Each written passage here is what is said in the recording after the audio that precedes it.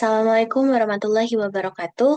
Perkenalkan, nama saya Nanda Salsabila Azahra dengan NIM 0903-1182-328016. Jadi di sini saya akan menjelaskan tema jurnal yang akan kami buat yang berjudul Prediksi Emisi Karbon Perkebunan Kelapa Sawit Menggunakan Mesin Learning Berbasis Data Mikroklimat, di mana penelitian ini itu membahas bagaimana teknologi mesin learning dapat digunakan untuk memprediksi emisi karbon pada perkebunan kelapa sawit dengan memanfaatkan data mikroklimat yang ada, seperti suhu, kelembapan, dan juga radiasi matahari. Baik, saya akan menjelaskan isi dari pendahuluan yang telah kami buat. Pada paragraf pertama, pada bagian ini kami menjelaskan latar belakang masalah yang kami angkat. Jadi pada bagian pendahuluan ini dijelaskan bahwa perubahan iklim dan juga peningkatan emisi karbon itu merupakan isu global yang semakin penting dalam beberapa dekade terakhir. Sektor pertanian dan juga perkebunan, termasuk perkebunan kelapa sawit, itu diketahui berkontribusi besar terhadap emisi gas rumah kaca melalui berbagai aktivitas seperti penggunaan lahan, penggunaan pupuk, serta aktivitas operasional. Meskipun industri kelapa sawit itu memiliki peran yang penting dalam perekonomian, sektor ini juga memiliki potensi menghasilkan emisi karbon yang cukup besar.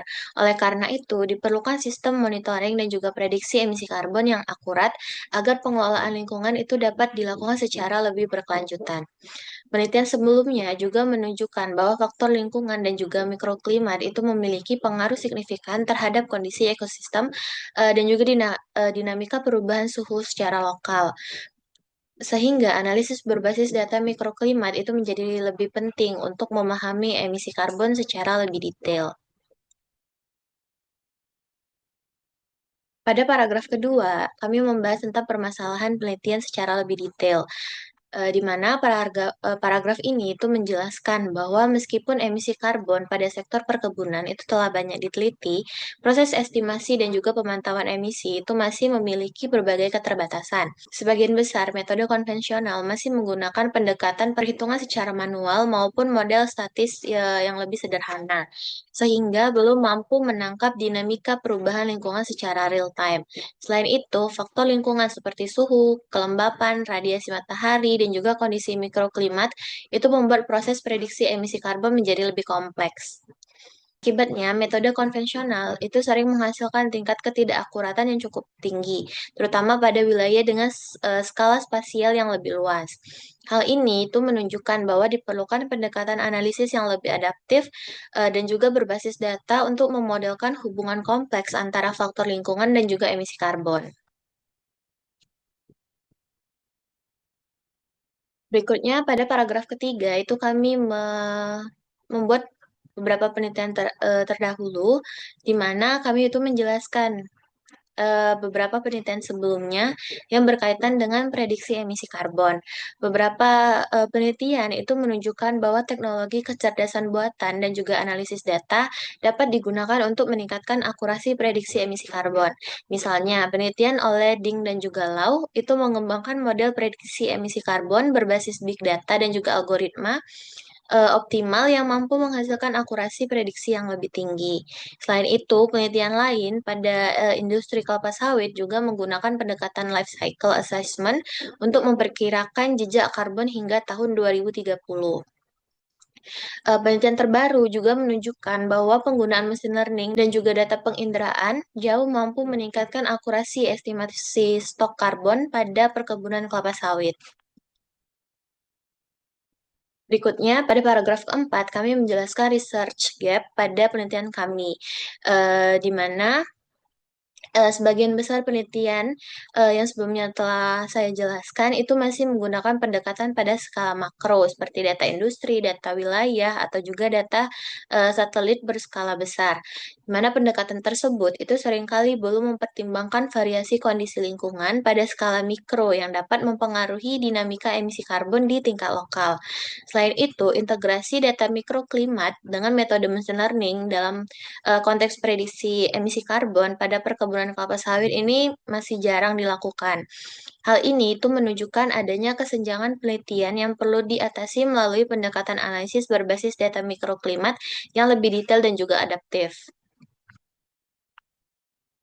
Berikutnya, pada paragraf kelima, kami menjelaskan solusi yang kami tawarkan, di mana penelitian ini itu mengusulkan penggunaan pendekatan mesin learning berbasis data mikroklimat untuk memprediksi emisi karbon pada perkebunan kelapa sawit.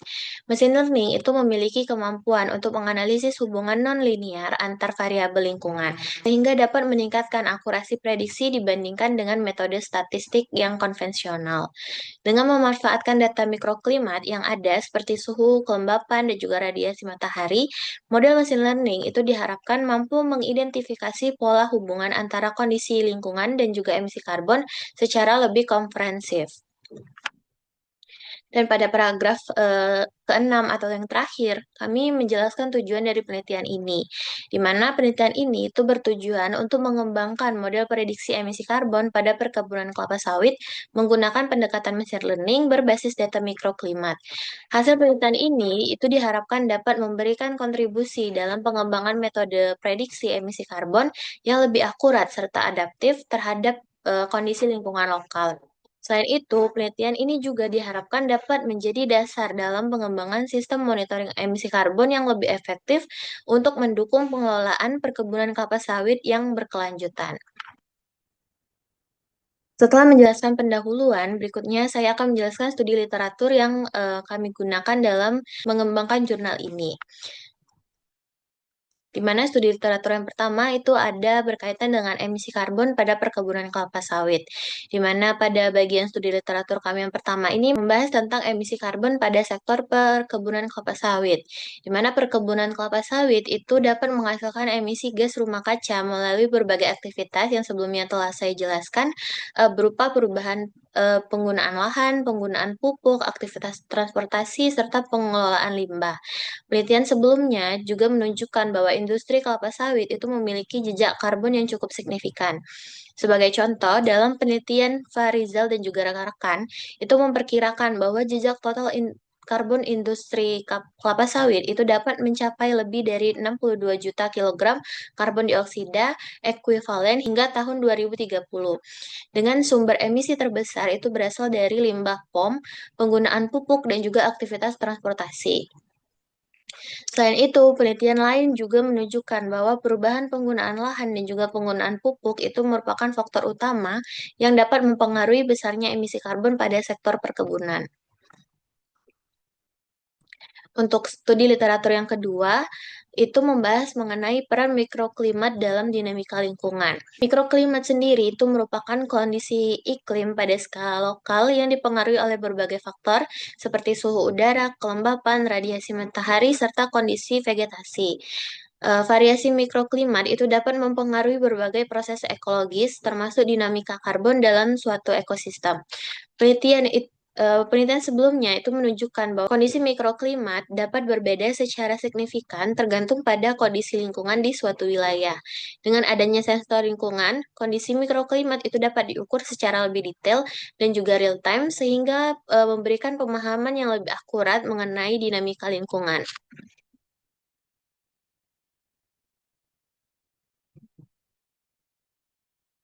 Studi literatur kami yang ketiga itu membahas tentang penggunaan machine learning dalam prediksi emisi karbon. Machine learning sendiri itu merupakan pendekatan komputasi yang mampu menganalisis hubungan kompleks antar variabel dan menghasilkan model prediksi yang lebih akurat dibandingkan model statis tradisional.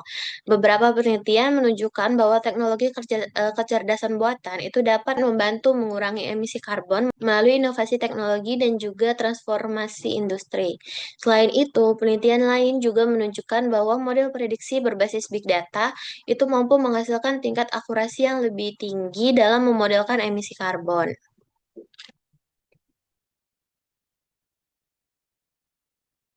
Baik, studi literatur kami yang keempat itu membahas tentang penerapan machine learning pada analisis karbon. Di mana pendekatan machine learning sendiri itu juga telah banyak digunakan dalam menganalisis karbon dan juga memonitoring lingkungan. Berbagai penelitian memanfaatkan data citra satelit sensor lingkungan maupun data spasial untuk memprediksi stok karbon dan kondisi lingkungan. Sebagai contoh, penelitian menggunakan algoritma random forest dan juga XGBoost mampu menghasilkan performa prediksi yang tinggi dalam memodelkan stok karbon pada perkebunan kelapa sawit. Selain itu, model hybrid machine learning juga telah digunakan untuk memprediksi radiasi matahari dengan tingkat akurasi yang lebih tinggi lebih baik dibandingkan metode konvensional.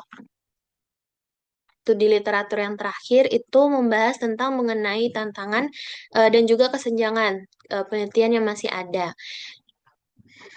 Sebagian besar penelitian sebelumnya itu masih menggunakan data berskala makro seperti industri, data wilayah, ataupun citra satelit, di mana pendekatan tersebut itu belum sepenuhnya mampu menangkap dinamika kondisi lingkungan pada skala mikro yang dapat mempengaruhi perubahan emisi karbon secara lokal. Selain itu, integrasi antara data mikroklimat dan metode machine learning dalam konteks prediksi emisi karbon pada perkebunan kelapa sawit itu masih relatif terbatas. Oleh karena itu, penelitian ini berupaya mengisi kesenjangan tersebut dengan mengembangkan model prediksi emisi karbon berbasis data mikroklimat menggunakan pendekatan machine learning.